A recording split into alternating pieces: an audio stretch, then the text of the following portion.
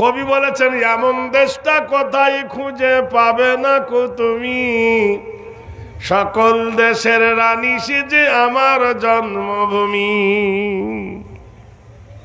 গন্ধে গন্ধে আছে বলি পুঞ্জে পুঞ্জে ধেয়ে, তারা ফুলের ওপর ঘুমিয়ে পড়ে ফুলের মধু খেয়ে।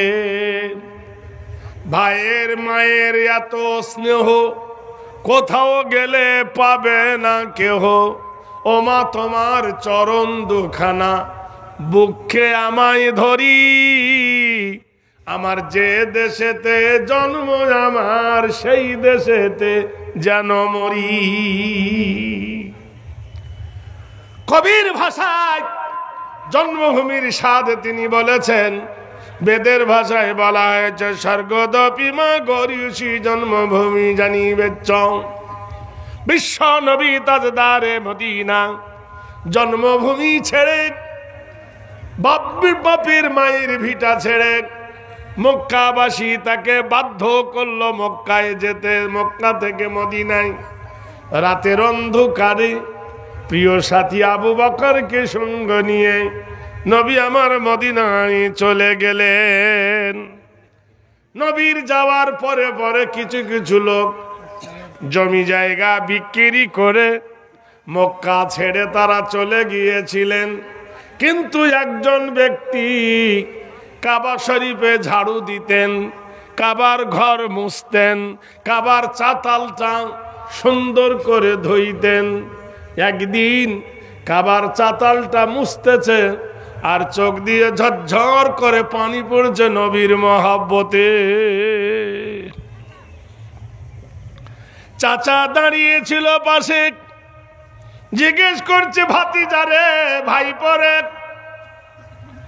আল্লাহর কাবা ধুস, আল্লাহর কাবা মুছিস, এত বড় তোর সৌভাগ্য। আমি মক্কায় গিয়ে দেখেছি আল্লাহর কাবা যারা ধোয় মোছে একটাও নামাজ পড়ে না, আর কাবায় চাকরি করে যারা বাড়ি এসেছে এরা বাড়িতে এসে নামাজ পড়ে না। না পড়ে কিনা জানি না, অধিকাংশ। কিন্তু আমি দেখেছি কাবায় আজান হয়ে গেল, পুলিশরা জুতো অবস্থায় নামাজে তারা দাঁড়িয়ে যায়, ডিউটি করে। আফসোস, দিল্লির জামে মসজিদে আমি দেখেছি, জামে মসজিদে জুম্মার নামাজ হচ্ছে, দুই দিকে দুটো পুলিশ দাঁড়িয়ে আছে খাড়া হয়ে মসজিদের ভিতরে, ইমামের বডিগার্ড। জুম্মার নামাজও পড়ে না। ওরা কোন ধর্ম মানে খোদা পাক জানে। জুম্মার নামাজ দ্বিতীয়বার মসজিদে হয়? ভাই হয় বুঝি নাকি? ওদের হয়। ওরা দাঁড়িয়ে থেকে সারে জাহাঁ সে আচ্ছা করতেছে। চাচা জিজ্ঞেস করে, ভাতিজা এত বড় সৌভাগ্য তোর, আল্লাহর কাবা আল্লাহর ঘর তুই ধুস, তুই কাঁদিস কেন বল? বললে, চাচা যান, আমি এ দুনিয়ার জন্য কাঁদি নাই, পরকালের যদি কাঁদি ওয়াস্তাহি জিন্দেগি মাঝে। চাচা যান, এ দুনিয়ায় যা কিছু নিলেন, আখেরাতের সঞ্চয় যদি একবার করতেন, তুমি আর আমি দুজনে একসঙ্গে জান্নাতে যেতাম। চাচা বলছে, কি ব্যাপার, জান্নাতে যে লেগে কি লাগে? ভাতিজা বলছেন, চাচা যান শোনোনি, ফাদখুলি ফি ইবাদি ওয়াদখুলি জান্নাতি। আবেদ হতে হবে, আবেদা হতে হবে, আল্লাহর উপাসনা করতে হবে, আরাধনা করতে হবে। এমন উপাসনা করিও না, ইন্নাহু মাইয়ুশরিকু বিল্লাহি ফাকাদ হারামাল্লাহু আলাইহিল জান্নাহ, নিশ্চয় ওই ব্যক্তির জন্য জান্নাত হারাম। হজ করো, কোরআন পড়ো, নামাজ পড়ো, দান করো, ফিতরা দাও, তবু জান্নাত যেতে পারবে না যদি তোমার মধ্যে শিরক থাকে। ইন্নাশ শিরকু লাযুলমুন আযীম, যারা শিরক করলো আল্লাহর জমিনে সব থেকে বড় তারা জুলুম করলো। চাচাজন বলে, কি ব্যাপার রে? আমি হলাম মক্কার লিডার, আর তুই ভাতিজা হয়ে আমাকে উপদেশ দিস, কারণটা কি বল? বলে, চাচা গো, জান্নাতে গেলে একটাই ফল গো চাচা, স্বর্গদপি গরিয়সি লা ইলাহা ইল্লাল্লাহর ফকিবাকুম মুহাম্মাদান পরম পরম পাদম ওং শান্তি সুদা মুহাম্মাদান আল্লাং ষষ্ঠং জ্যেষ্ঠং ষষ্ঠ নাম ওং শান্তি সুদায় নমঃ। চাচা জান, বোধ পরিস্থিতি ছেড়ে দাও, হিংসা কিবুদ ছেড়ে দাও, এক আল্লাহর প্রতি বানানো লা ইলাহা ইল্লাল্লাহু মুহাম্মাদুর রাসূলুল্লাহ। জোরে বলো নারায়ে তাকবীর। এর নাম হলো ইনকিলাব, মানে পরিবর্তন। আমাদের বলো না, ইনকিলাব জিন্দাবাদ, মুখ জিন্দাবাদ। আমাদের দেশের আমাদের নেতার চরিত্র ফুলের মতো পবিত্র, সুদ খেয়ে ঘুষ খেয়ে পেট মোটা করেছে, বলে ফুলের মতো নাকি পবিত্র।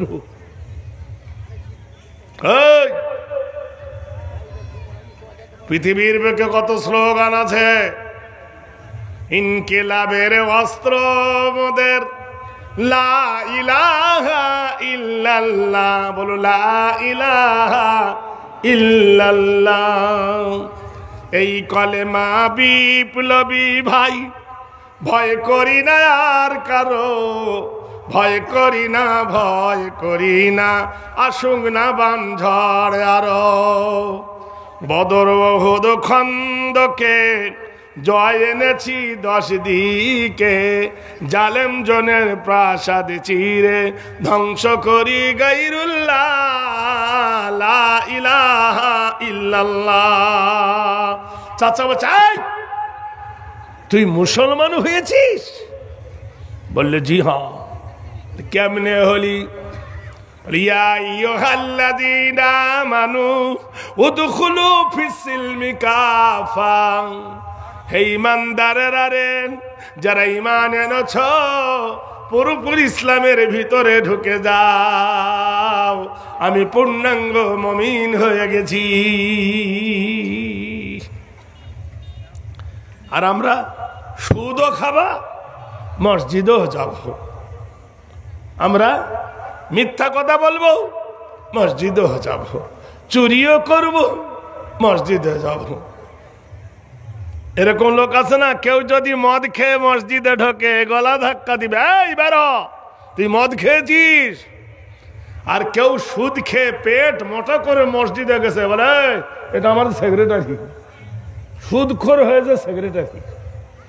ভারতের আইন দেখতে পান না, 18 বছরের নিচেই যদি কোনো মেয়ের বিয়ে হয়, থানায় যদি ইনফার্মা দেয়, বলে একে জেলে দে, গোষ্ঠী শুদ্ধ জেল। নাবালকের বিয়ে হলো কেন? আর 24 বছর 25 বছর 30 বছর মেয়েটা বুড়ি হয়ে গেছে, ওর বিয়ে হয় না, তার জন্য কারোর আর মাথা ব্যথা নাই। এ ভাই আছে? জলে বলুন। চিনিতে যেমন পিঁপড়ে লাগে, লবণে লাগে না। ফকিরকে কোনোদিন ডাকাত পড়ে না, সোনার ঘরে ডাকাত পড়ে। যে ব্যক্তি মোমেন হবে, তার পিছনে শয়তান লাগবে। যার ঈমান নাই, তার পিছনে শয়তান নাই। কথাটা ভালো করে মনে রাখবেন ভাইরা আমার, বন্ধুরা আমার। যুবক উচ্চাস্বরে পড়ল লা ইলাহা ইল্লাল্লাহু মুহাম্মাদুর রাসূলুল্লাহ। চাচা আগুনি অগ্নিশর্মা হয়ে ইসলামের এমন দুশ্মন, এত বড় জঘন্যতম শত্রু, সঙ্গে সঙ্গে ডাক দিলেন মক্কার লিডারদেরকে, সরো, আমার ভাতিজা মুসলমান হয়ে গেছে, এর শাস্তি চাই। জানেন তো কাফেরদের অত্যাচারের সব থেকে বড় দুশমন নাম হলো আবু জাহেল। যে আবু জাহেল বিখ্যাত জেনাখোর, মদখোর, সুদখোর, সেই আবু জাহেল বলল, একে আমার হাতে তুলে দাও, শায়েস্তা করব। লাথি মেরে জমিনে ফেলে দিল। কোনো মতেই যখন তাকে ছাড়াতে পারল না, লাস্ট বেলায় জ্বলল চিৎকার করে, চাচা চিৎকার করে বলল, ওয়ালিদ বিন মুগিরা চিৎকার করে বলল, ভাতিজা, আমি তোকে খেজুরের বাগান দিয়েছি, আমার বাগানটা ফিরিয়ে দে। তা বলল, চাচা আমি দিয়ে দিলাম। আমি তোকে বাড়ি করে দিয়েছি, বাড়িটা আমাকে দিয়ে দে। বলল, দিয়ে দিলাম। আমি তোকে ঘোড়া কিনে দিয়েছি, উট কিনে দিয়েছি চড়ে যা বেড়াবার জন্য, দিয়ে দে। বলল, দিয়ে দিলাম। আমার সুন্দরী মেয়ের সঙ্গে তোর বিয়ে দিয়েছি, ছেড়ে দে। বলল, দিয়ে দিলাম। বলো, তাহলে তোর গায়ে যে জামাটা আছে এটা আমার দেওয়া, আমাকে দিয়ে দে। জামাটা খুলে দিল। তোর পরনের পায়জামাটা আমার দেওয়া, দিয়ে দে। বলল, চাচা এটা নিবেন না, আমি পুরুষ মানুষ, নাভি থেকে হাঁটু পর্যন্ত এটা হলো আমার সতর, এটা হলো আমার ইজ্জত।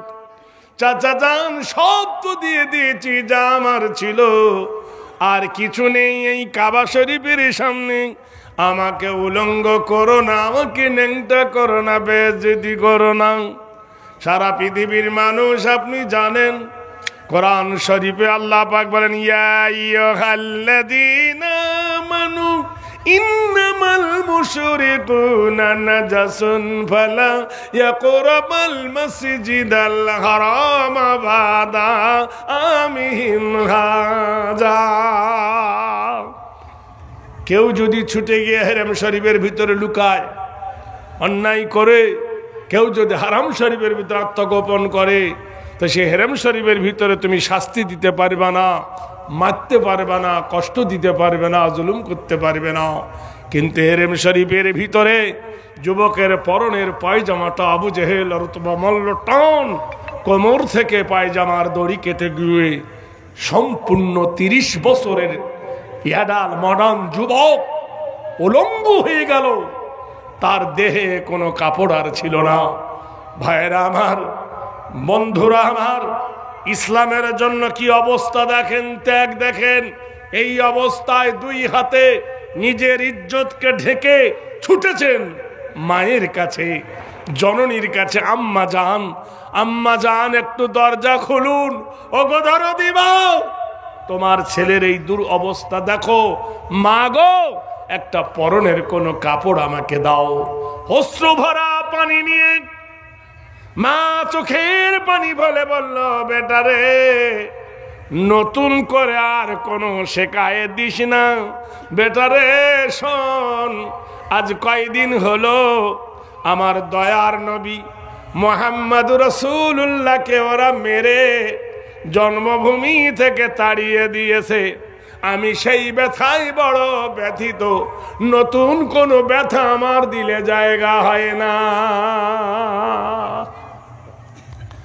যুবক বলে, মা, কোনো শেকায়েত নিয়ে আসি নাই, কোনো আরজি নিয়ে আসি নাই মা, কোনো বরণের বস্ত্র দাও, ইজ্জত ঢাকি। মা বলল, বেটা, ঘরে আমার কোনো দ্বিতীয় বস্ত্র নাই, কাপড় নাই, একটাই মাত্র কম্বল আছে। শীতের সময় গায়ে দিই, গরমের সময় পেড়ে ঘুমাই, এছাড়া আমার ঘরে কোনো বস্ত্র নাই। বলল, মা, ওটাই দাও। কম্বলটা জড়ায়, ছেঁড়া কম্বল, সামনের দিকে জড়াই, পিছনে বার হয়, পিছনে জড়াই, সামনে বার হয়। মনে রেখে দিও, মানুষ যদি বিশ্বাস না হয়, ফিলিস্তিনের একটু পত্রিকা পড়ে দেখো, চন্দ্র তারা, চাঁদ তারা পত্রিকার ছবিগুলো দেখলে বুঝতে পারবে ফিলিস্তিনের কি দুর্দশা রে বন্ধু। ফিলিস্তিনের যুবকদের কি দুর্দশা। 1,86,000 মানুষ হসপিটালে পড়ে আছে, কারোর চোখ নাই, কারোর হাত নাই, কারোর পা নাই। এই অবস্থায় কান নাই, ক্ষত অবস্থায় পড়ে তারা বিছানায় কতরাচ্ছে। কারোর ট্যাবলেট নাই, খাবার নাই, ঠিক মতো পানি নাই। মাহে রমজানের মাস গেল, কত সুস্বাদু খাবার আমরা খেয়েছি, আল্লাহ জুটিয়েছে। তাদের কপালে এক মুঠো মুড়ি পর্যন্ত জোটে নাই। ভাইরা আমার, বন্ধুরা আমার, এমন সংকটে তারা পড়েছে। কিসের কারণে, কি কারণে, এটা ভালো করে জেনে নেন। আল্লাহর কোরআন, আল্লাহ কি বলছেন? ওয়ালা তাহিনু ওয়ালা তাহজানু ওয়া আনতুমুল আলাউনা ইন কুনতুম মুমিনিন। আমি নিশ্চয় সিকিউরিটি দেব, আমি অথরিটি দেব, অভয় দেব, বিজয় দেব, গ্যারান্টি দেব, তোমাদেরকে প্রাধান্য দেব যদি তোমরা আমাকে একটা জিনিস দিতে পারো, যে তুমি মুমিন। আমাদের দেশে মুমিন আছে জানি, 5 ওয়াক্ত নামাজ পড়ে, বিবি বন্ধনের ব্যাংক করে, আছে না নাই ভাই? এ না না কথা বলে বলছেন না। নারীরা বলে স্বাধীন হব, আর পুরুষের দরকার নাই। মেয়েরা বলে স্বাধীন হব, আর পুরুষকে দরকার নাই। পুরুষ নিয়ে কি করিব, নিজের কামাই নিজে খাই। ভাব নিরালা, গজব কেন রে দুনিয়া।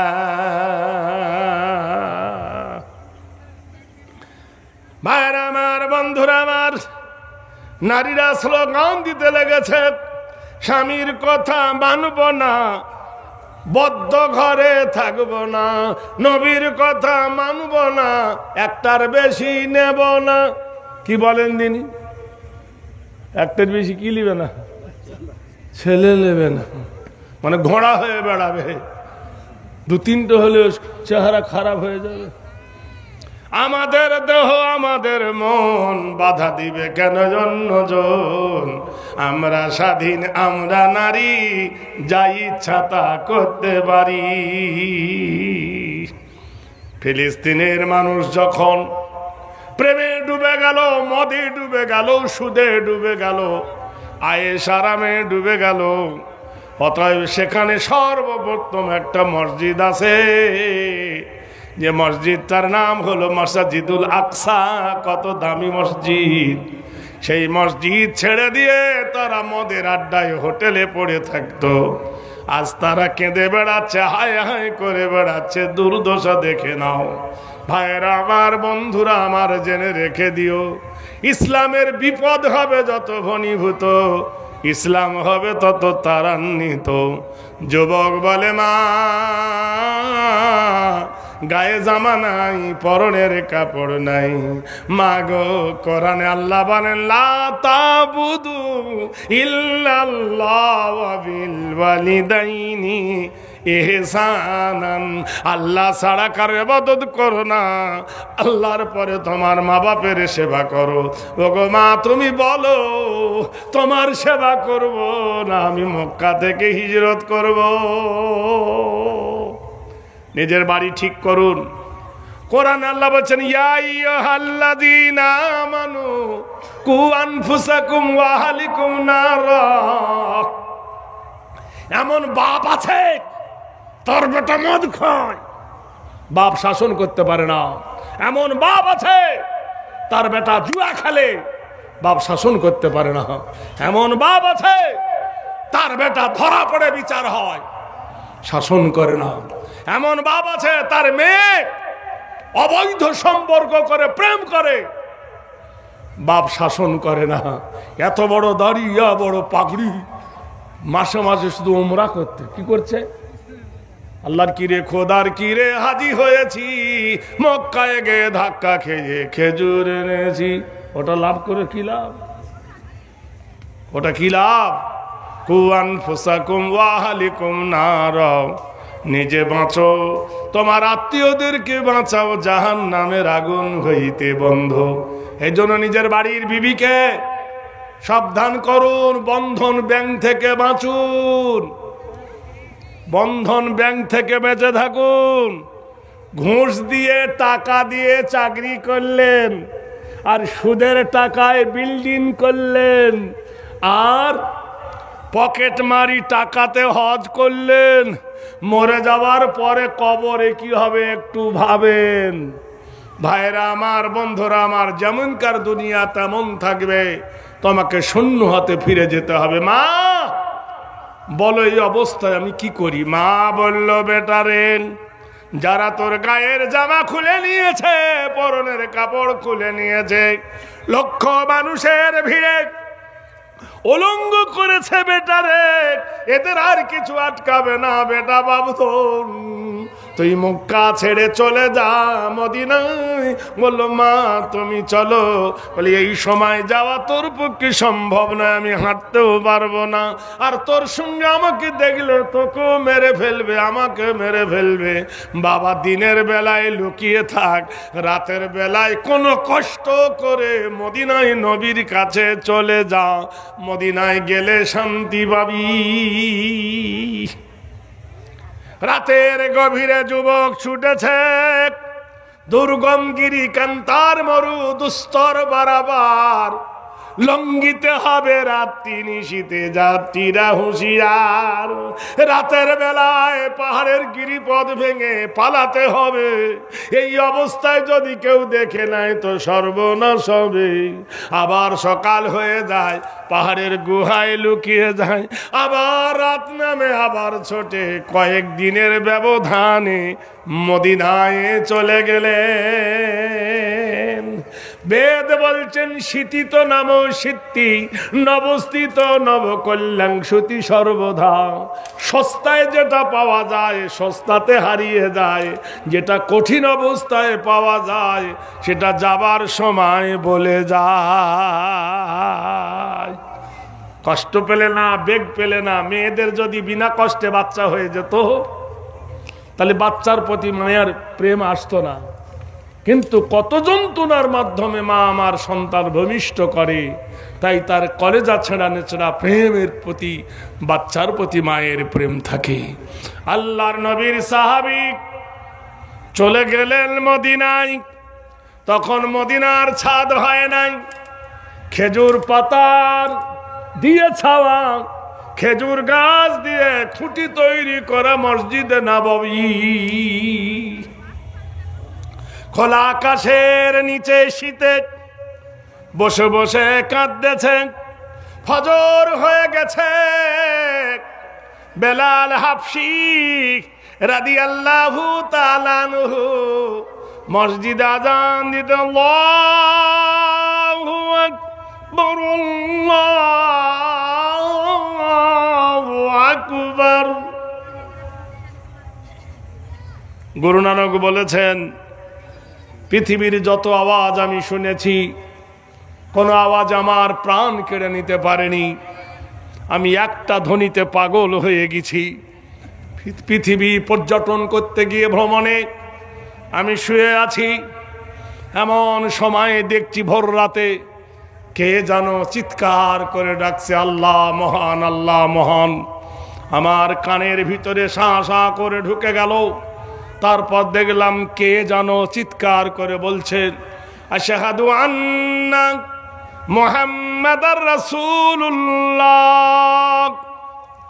উনি বললেন, আমি আশ্চর্য হয়ে গেলাম। নিশিরাতি জাগরণী উচ্চারাধনা মেম্বারে কৃতিত কল্যাণ শুভ শান্তিদায় মোহাম্মদ ওং শান্তি দেব নম। যিনি চিৎকার করে মোহাম্মদুর রাসূলের নাম বলে, গিয়ে দেখলাম সেখানে একটা মসজিদ। মসজিদের প্রথমে যেখানে উঁচু মিনার, মিনারের প্রথমে দেখলাম মিনারে যে দাঁড়িয়েছে তার নাম হলো মুয়াজ্জিন। মুয়াজ্জিনের প্রথমে আর মুহাম্মদুর রাসূলুল্লাহর প্রথমে এই আজান শুনে যারা মসজিদে এলো এদের নাম হলো মুসল্লি। মুসল্লির প্রথমে সামনে যে মাওলানা দাঁড়ালো জায়গাটার নাম হলো মেম্বার। মেম্বারের প্রথমে হলো সামনে আরেকটি জায়গায় নামার পর নাম হলো মেহরাব। মেহরাবের প্রথমে যেখানে দাঁড়িয়ে লেকচার দেয় মেম্বার, মেম্বারের প্রথমে তারপর দেখলাম চরিতাত্মহেরি নবকল্যাণ হেরি শান্তি সুধ সর্বভূতে নম, যেখানে নবীর চরিত্র শেখানো হয়। কলেজে না স্কুলে? হ্যাঁ ভাই, নবীর চরিত্র কোথায় শিখায়? এই মাদ্রাসা হয় কি হয় না? হ্যাঁ, আগডুম বাগডুম ঘোরাডুম সাজে সারা দিন মান ছেলেকে পড়াচ্ছে, হাটিমা টিম টিম তারা মাঠে পাড়ে ডিম, তাদের খাড়া দুটো শিং। সত্যি করে গাও না, না পাখির শিং ওঠে?